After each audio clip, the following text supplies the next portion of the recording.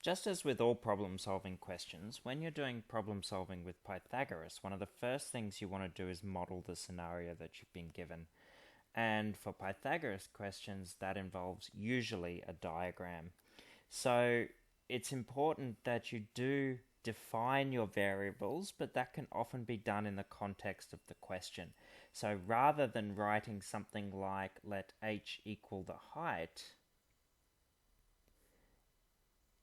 in meters, for example, on your diagram, labeling the h and having other things labeled in meters, that is enough to define the variable. We want to make sure that the equation we solve gives us an answer that makes sense and link it back to the question, the context. There are a few things to keep in mind when you are problem solving. Obviously, squares and rectangles have right angles in the corner, but some things that may not be so obvious are that the diagonals of a square meet at right angles, and so do the diagonals of a rhombus. A rhombus having equal side lengths. If you've got an isosceles triangle and you split it down the middle, you have two equal right-angled triangles, and the same with an equilateral triangle. An equilateral triangle just being a special type of isosceles triangle. When you've got questions involving directions, if the word due is used, that means directly. So if we are travelling due south, we are going in that direction. If we are travelling due east, we are going in that direction. So that's just a language thing. And finally, speed equals distance over time, and that's often given or required in questions involving journeys. Okay, that can be given in times. And we'll look at an example of that. Where you would use the fact that the diagonals of a rhombus meet at right angles is in a question like this. So let's say, for example, that we're told that the diagonals of a rhombus are 10 centimeters and 12 centimeters. Okay, if we draw that in, obviously that one's the 10, and that one's the longer one, which would be the 12. If we just focus on one right-angled triangle that we end up with, the point of intersection of these is obviously the midpoint.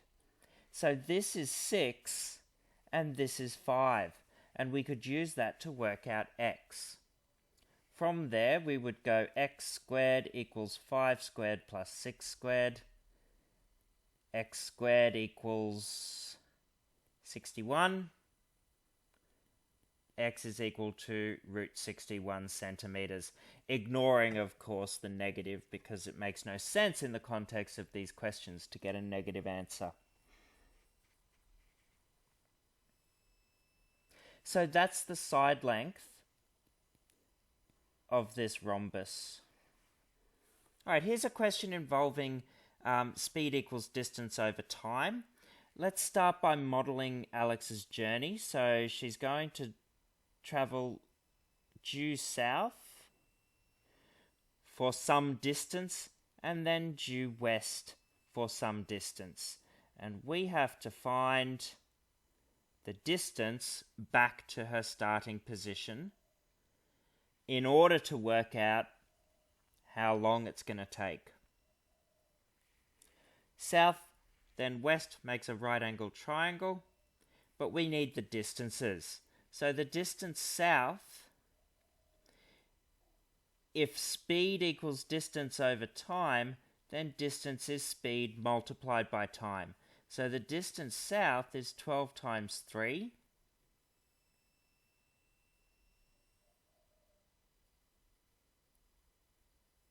Which is 36 kilometers. And the distance west is 10.5 times 4. 42 kilometers. So we now have those distances. It doesn't matter if you draw your diagrams to scale. And we can use that to get the distance back to the starting position. D is going to be, or d squared I should say, 42 squared plus 36 squared, which is 3060, so d is root 3060. Because this isn't my final answer, I don't really want to round yet. Following on from this, we need to work out a time. Time is going to be distance over speed. So to work out the time back to the starting point, it's going to be root 3060 over the speed 13.2.